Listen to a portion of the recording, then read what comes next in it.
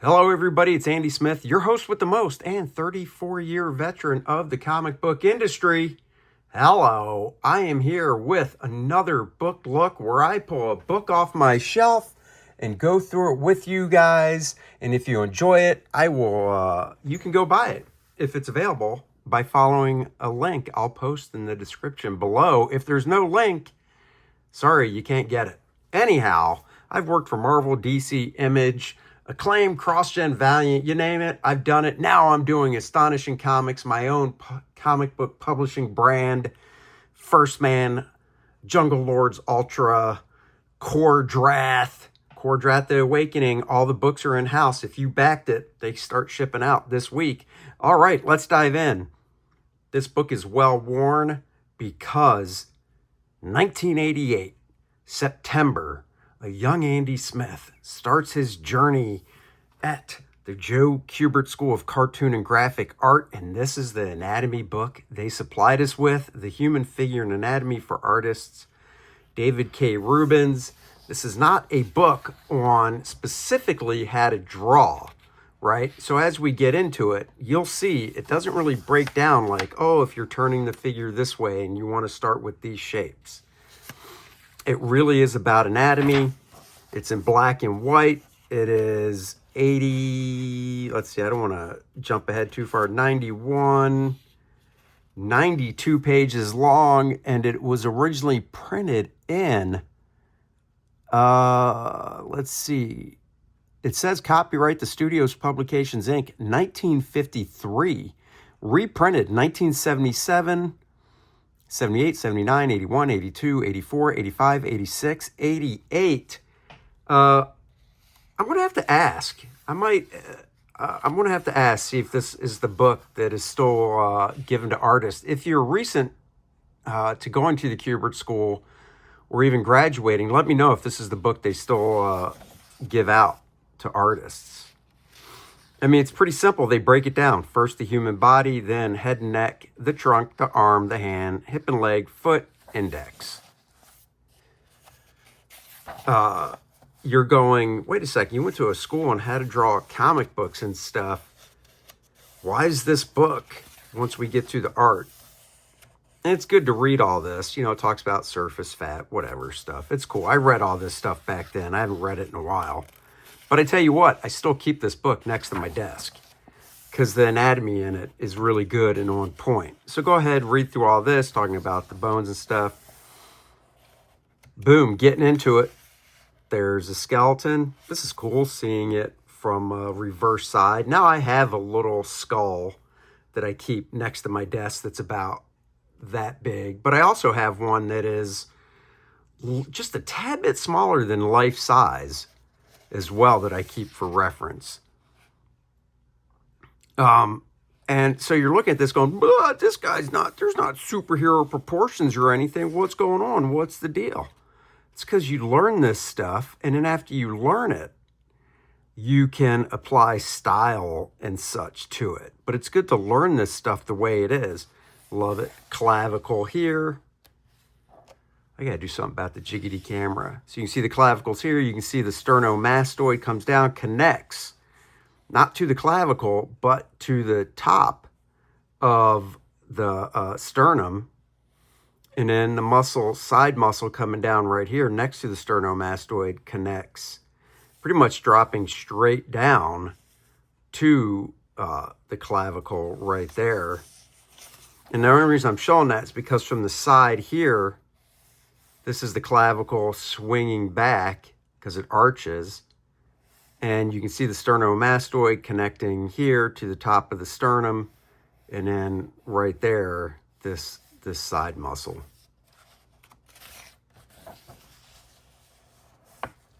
And then basically it just gives you movements of the head and neck. See, it's not a how to draw book. You're not seeing stuff on, you start with cylinders and such. This is an anatomy book. I love the twist of the head back here, this bottom one. And I see a lot of artists screw this up. The head turns. You can see right there the center line. Because this is the center of the back of the head, the center line comes down because the head is turning. Here you can see with the twist of the head, turn of the head, how it wraps around as well, because it is 2 muscles on each side. Now we get into the trunk. Bunch to read about the anatomy of the trunk, the skeletal anatomy, now the muscles. Would have been cool just design-wise to put something there. Or maybe just make this text a little smaller. I mean, there's a lot down here and just move it over. But and the collector in me wouldn't mind trying to find an original 1953 version of this, and if it's cheap, getting it. So here we go, anatomy. It's good to know this stuff underneath, but you know what? In comics, unless you're drawing a zombie or something, you only need to know the surface stuff that you can actually see, and that's this goodness right here.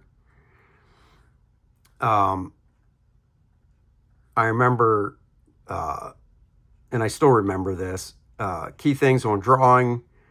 The chest is divided up into 5 groups. 1, 2, 3, 4, 5. Yeah, this bottom one you can count as 6.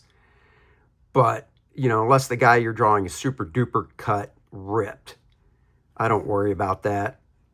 And then the deltoid is 3, which they'll get into with the arms.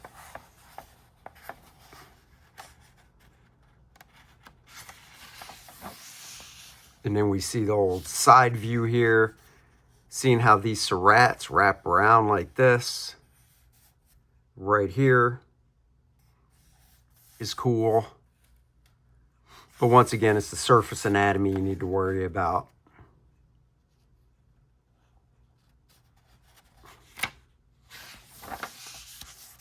And in the back,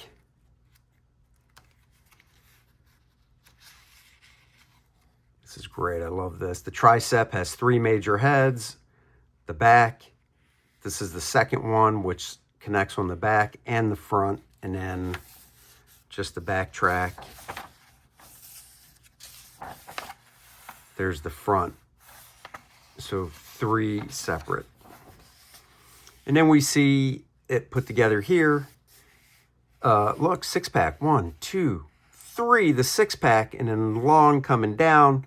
But here's the thing, you can see how the light gets a little, the rendering gets a little darker right here, which you could almost draw as a strong cut. And then you'll see guys do the arch of the rib cage here, and then they do a line here, a line here, a line basically here coming across the obliques, and you'll get 1, 2, 3, 6-pack, longer muscles going down to the groin, and then these little top ones right above the rib cage. So that's where artistic choice, I think, comes in and such. And then, of course, with kind of like I was saying, so 1, 2, 3, 6-pack, or it's faint, you can kind of see it, the top set and here, and then there's the second set, the small middle set. You can, like I said, draw a line right here to create another set, and then the big set that comes down. If you're familiar with Gil Kane, you'll notice on Gil Kane's work, he does the rib cage just like this, and his first set of abs are this tall, you know, that tall, and then he does the smaller set, and then he'll do a set here. So every artist is different with how they want to interpret it. And if you look at muscle magazines and stuff, you'll notice the abs change going from person to person. They're all in the same area, of course, but the division and the space between them and such, and sometimes they don't even line up perfectly side to side. So, and then there's movements of the trunk. Like I said, this is kind of Gil Kane right here with how he's doing it. Let me see something back here real quick. So the one thing I do when I draw is this bottom set right here, or if I split this set into 2 because that's such a big space, when I twist the trunk like this, so the rib cage is cocked this way, this first set, I have follow the rib cage, right? The position of the rib cage going, so parallel to the chest, and in the set below it, bends a little bit more and more, so it's kind of like an accordion in a way. That's a great back shot. Then we get into the arms. And I still love this book. I will have this book forever. I will never, ever get rid of this book. So we've got the arms. This is cool, but this is the basic gist. These are all the muscles on the arms, so you see the overlaps and stuff to work with. And that's obviously the outside of the arm. And then, yeah, this book is beat up. It's cool to see all this stuff, but once again, we're drawing people that have muscles that are fully developed.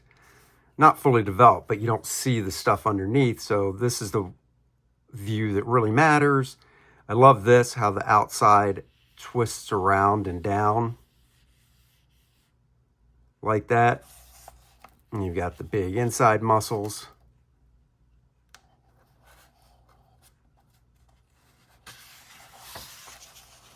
And then we've got the inside of the arm here.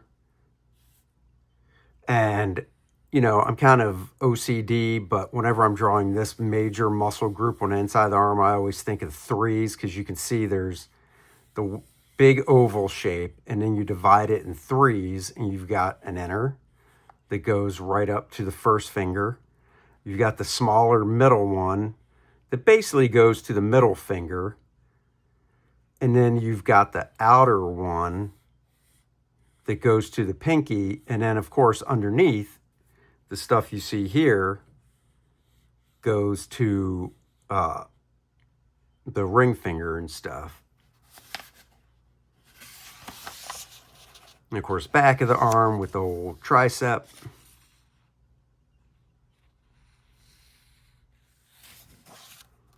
And then the arm anatomy, and then what it kind of looks like on, you know, a regular type dude, if you will.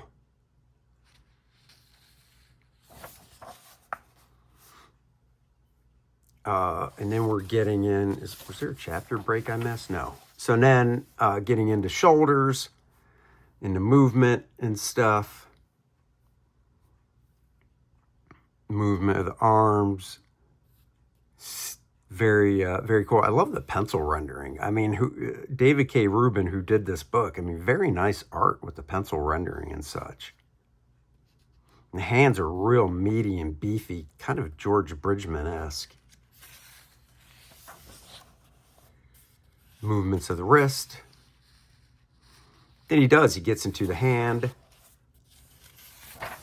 which is cool. So seeing you got the bones, of course, and you got the muscle between the bones, and then tendons and stuff on top. So then when you see it with the skin, and you'll notice, like when I draw, I'll do a knuckle that's kind of round, and then I'll do a thin lines here, here, which are basically these tendons right here. And if you really want to get the guy, like his hands really vascular and stuff, like you can see the tendons, and they all kind of go to the center of the wrist right here, as you can see. So you can just do a center point here and then bring them all out. And then if you want to get into these that branch off, go ahead.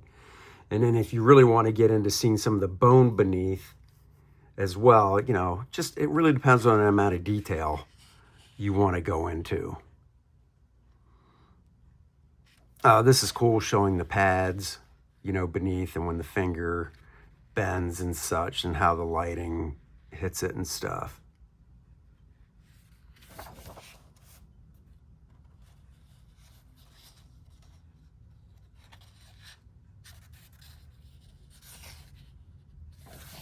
Really good book. Man, I forgot how good this book is. I haven't looked at it in a long time.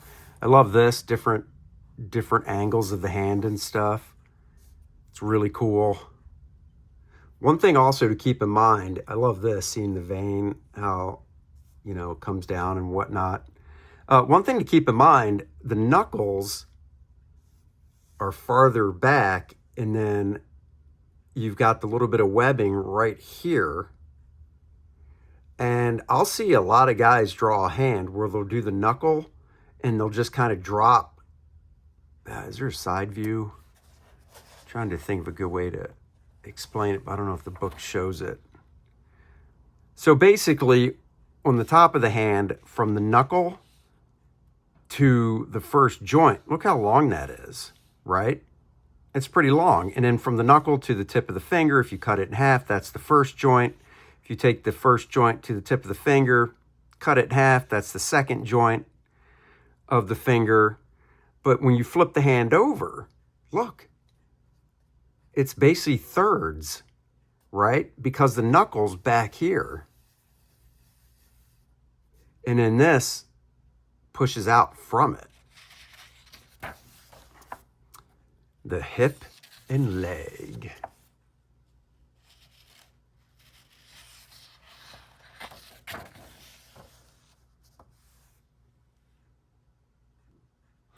All right, let's dive in. Of course, muscles of the leg, bones of the leg. Read all that, of course. I think you should. And boom, we get into it. Here comes the leg. Notice the patella, kneecap sits not in the center of the femur and the tibia, lower leg bone, fibula, but on top at the base of the femur. So keep that in mind. It's good to know these tendons. This back one from the hamstring comes down and attaches back here. And then on the front of the leg, once we get to it, this big muscle in the front of the leg that goes from the outer to the inner side. As you can see, this is the outer side, connects right up here, and then the tendon comes down connecting to the inside. Good to know these things. All right, here we get into the front of the leg. Once again, it's good to know the underlying stuff, but this is the stuff that matters. And this is what I was saying, like right here, hamstring back here connecting. This is the muscle from the side that goes from the outer and then swoops down to the inner, like I was saying. So it's good to know that stuff. The long muscle on the femur, which I'm blanking. Rectus femoris. I used to know these. We actually were tested on these. So the rectus femoris, it's funny, you look on bodybuilders, and on bodybuilders, this thing cuts in like right up here. And then these muscles here, the inner teardrop and outer, really pinch in a lot tighter. So once again, everybody's different. And this band that cuts across like that, I mean, you never even really see that, you know. See, it says the band of the fascia above the knee and its effect on the surface form. I mean, the dude, for some reason, doesn't even draw it over here, which is kind of weird. But you can see how it affects the form. On most people, you got that little bump right there because of that. But on bodybuilders and stuff, their muscles are just so defined. And then there's the patella, which you can see here. And then the roundness of it there, fatty tissue and stuff, as it says. I love this book. And then the inner thigh here.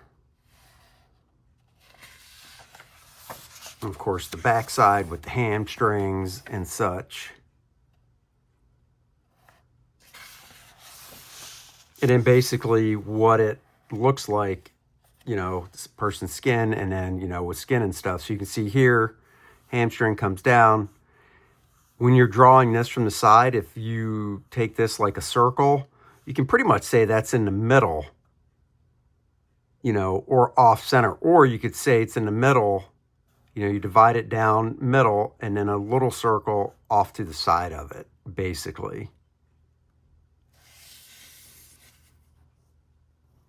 And this is what I was saying, all this muscle group right here, underneath the skin, it's made up of 1, 2, basically 3 muscles.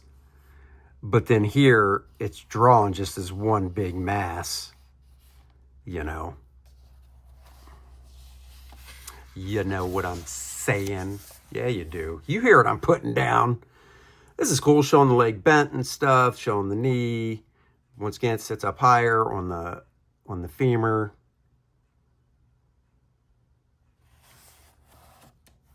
And then the backside here. Just cool. I love seeing this. When you're drawing the leg bent and stuff to get the proper overlaps, and then looking at the leg straight on like that, you know, the thigh is obviously thicker than the calf, so you'll see the inner thigh and the outer thigh, and then also notice it angles like this. So you see this angle here. So it's not just a circle, you know. Little things like that will make the art that much better.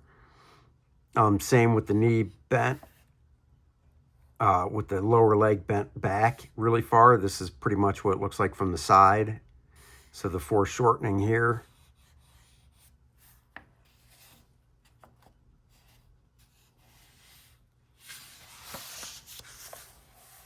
It's fine. The foot, but it's over here. But we're going to do it. Wait, what's going on? Movements of the ankle. So, I mean, that's pretty much why.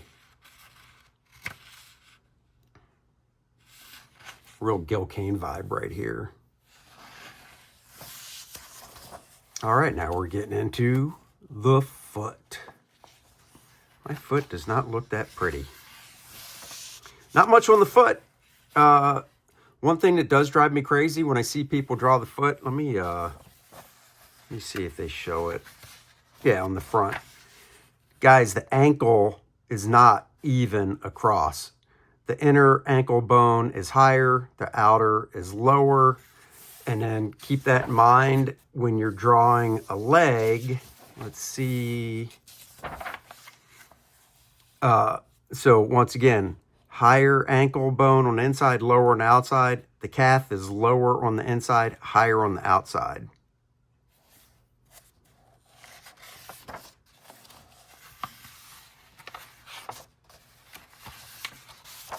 So keep that stuff in mind.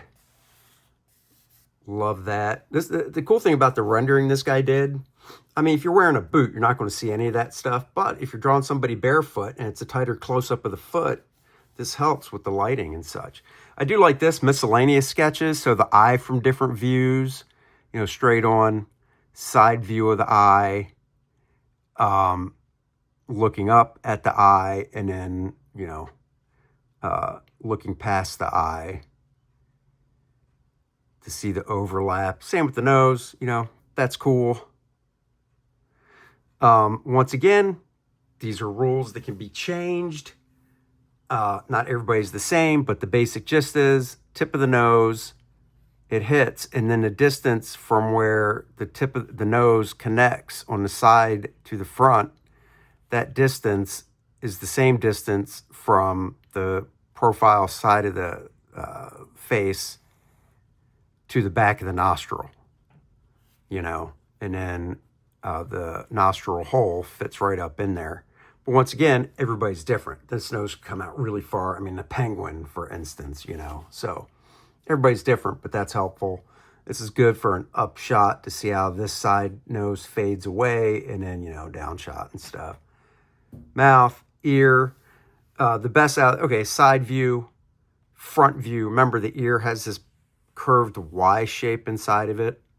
Front view, back view, hard view, back 3/4 to get this overlap done right. So good reference there for that. Let's see. Oh, finally, he's showing a woman, because it's human anatomy. Doesn't matter, male, female, all the anatomy is the same. It's just proportions are different. This is not a book on how to draw, so he's not getting into proportions and things like that. But it is good that he's finally showing, like, the male, the female, wider hips, kind of an hourglass shape, you know, stuff like that. So it's good that he's showing it.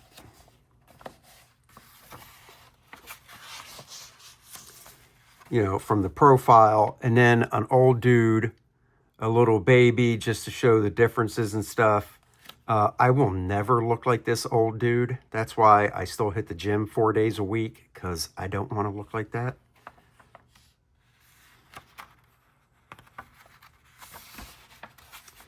And that is it. So that is the book that I got 37 years ago. It retailed for $8.95. I'm going to post the link if it's still available. I believe it is. So I'll post the link. Thank you for joining me on this book look, guys. I really appreciate it. Like, subscribe, share, talk up the podcast or the videos, my channel, whatever. Like, it's the best thing you've ever heard of. I'm so close to 4,000 subscribers. Thank you guys so much. Chordrat The Awakening is going to be shipping this week. And then go sign up for Lilineth Infernal Conflict, a new exciting adventure from the world of Chordrat and the Shattered Reach. Link in the description below. Launching soon. Thank you guys so much. Bye-bye, everybody.